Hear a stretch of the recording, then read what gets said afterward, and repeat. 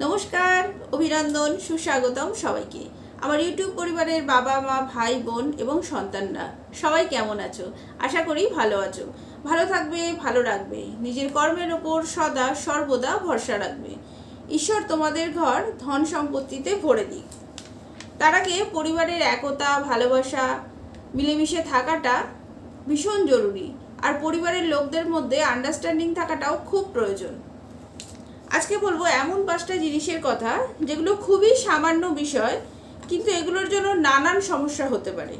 আমাদের সবার ঘরেই এগুলো হয়। এবার জেনে নেব সেগুলো কি। আমাদের ঘরের নালি বারবার বন্ধ হয়ে যায়, তখন আমরা কি করি? সেটাকে ডান্ডা দিয়ে বা লাঠি দিয়ে, খোঁচা দিয়ে সেটাকে পরিষ্কার করার চেষ্টা করি। আর এই বিষয়টাকে খুব লাইটলি নিই।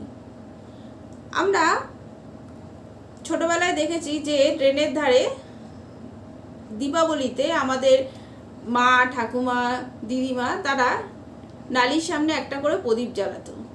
আমাদের শাস্ত্রেও বলা আছে এটা একটা গুরুত্বপূর্ণ বিষয়। তাই তোমাদের বাড়িতেও যদি বারবার নালি বন্ধ হয়ে যায়, এটা কিন্তু একটা খুব খারাপ সংকেত। সংসারে আসতে পারে দারিদ্রতা, টাকা পয়সার প্রবলেম এবং কোনো বড়সড় দুর্ঘটনা ঘটারও সম্ভাবনা থাকে। তাই যত তাড়াতাড়ি সম্ভব এই নালিগুলোকে পরিষ্কার করার চেষ্টা করো। আমি তো বলবো বছরে অন্তত একবার করে খুব ভালো করে নালিগুলো পরিষ্কার করো, যাতে নালির থেকে দুর্গন্ধ না বেরোয় আর জলও যাতে না আটকায়, স্মুথলি জল যাতে চলে যায়। তারপর দেখো জীবনে কেমন বদল আসে।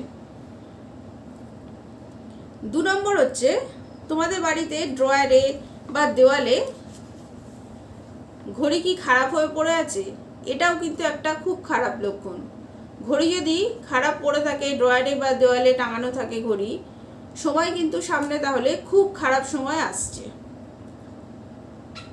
ঘড়ি পরা তো এখন প্রায় বন্ধই হয়ে গেছে। ঘড়ি তো সবাই কেউ পরেই না, এখন মোবাইল এসে গেছে। মোবাইলে আসাতে ঘড়ি পরা এখন বন্ধ। কিন্তু হাতে ঘড়ি পরাটা ভীষণ জরুরি। বিশেষ করে পুরুষদের ক্ষেত্রে বলছি, এবার হাতে ঘড়ি পরাটা শুরু করো।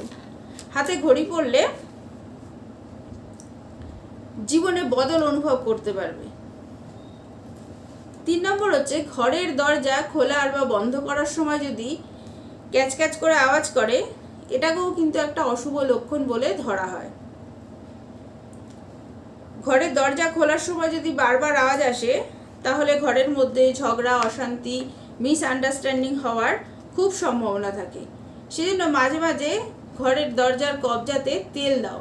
সর্ষের তেল তোমরা এই কবজাগুলোতে দিতে পারো।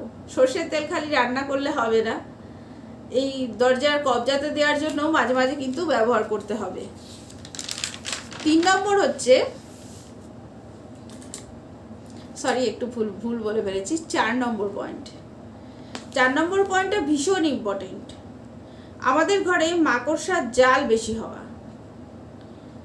মাকড়সার জাল বেশি হওয়া মানেই নানান রকম সমস্যা কিন্তু সামনে আসা।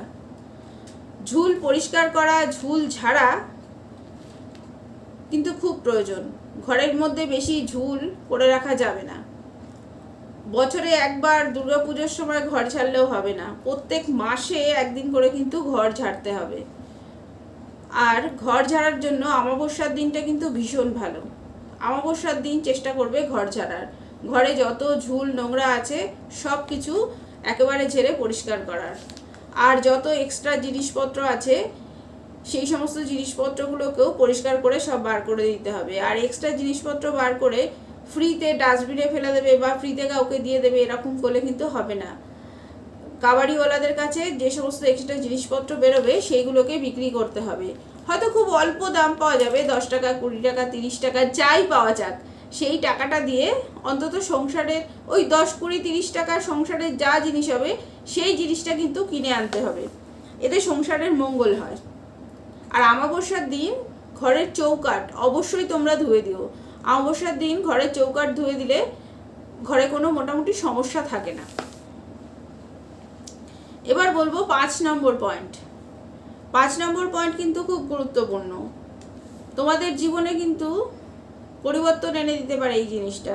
সেটা হচ্ছে বাথরুমের বালতি। বাথরুমের বালতি কিন্তু কখনো খালি রাখবে না, বাথরুমের বালতিকে চেষ্টা করবে সব সময় ভর্তি করে রাখার। বাথরুমকে খুব বেশি সাজিয়ে গুছিয়ে রাখাও কিন্তু উচিত নয়, কারণ বাথরুমের মধ্যে সব থেকে বেশি নেগেটিভ এনার্জি থাকে বাথরুমে।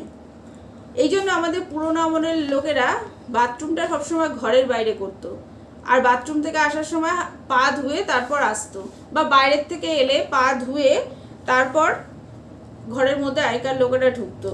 কিন্তু এখন আর কিছু করার নেই, পাশ্চাত্য সংস্কৃতি বা প্রত্যেকেরই বাড়ির জায়গা কম, সেই জন্য ঘরের ভেতরেই বাথরুম। তাই বাথরুমকে সব সময় পরিষ্কার রাখতে হবে, বাথরুমে যেন কোনো দুর্গন্ধ না বেরোয়। আর বাথরুমের বালতি সবসময় ভরে রাখতে হবে, তাহলে দেখবে ঘরের ধন সম্পত্তিও আস্তে আস্তে বাড়বে।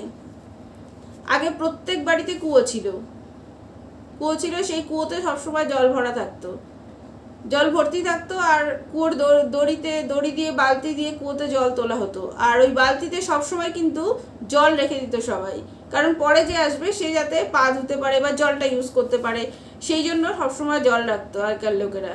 কিন্তু এখন তো আর সেই কুয়োও নেই, বালতিও নেই, যার জন্য বাথরুমের বালতি কখনো খালি রাখবে না, বাথরুমের বালতি সব সময় ভরে রাখবে। আর খেয়াল করবে বাথরুম যেন সবসময় শুকনো পরিষ্কার পরিচ্ছন্ন থাকে, দুর্গন্ধ না বেরোয়। আর হচ্ছে কোমোডের ঢাকনা সবসময় বন্ধ করে রাখবে, আর বাথরুমে জল ভরে রাখবে।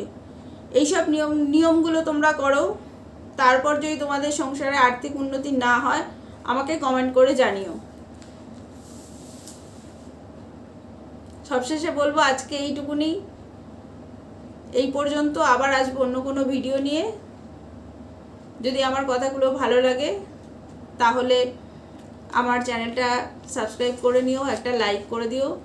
সবশেষে বলবো নিজে ভালো থাকবে, সবাইকে ভালো রাখবে, বাঙালি ধর্ম চ্যানেলের সাথে সদা সর্বদা জুড়ে থাকবে।